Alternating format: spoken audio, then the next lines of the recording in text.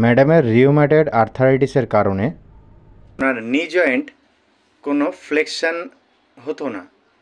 Actually ওনার নি জয়েন্টটা স্টিফ হয়ে গেছিলো এবং স্ট্রেট থাকতো পাটা। আর ওনার হাঁটা চলাতে অনেকটা উনি পা টেনে টেনে হাঁটতেন আগে এই প্রবলেমের জন্য, যেহেতু পাটা ওনার ফ্লেকশন হতো না। তো বর্তমানে ম্যাডাম এখন কেমন আছেন? আমি এখন খুবই ভালো আছি।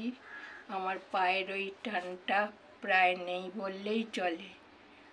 আর তুমি যেরকম যত্ন করে আমাকে এক্সারসাইজগুলো করাও, তাতে আমি খুবই উপকৃত।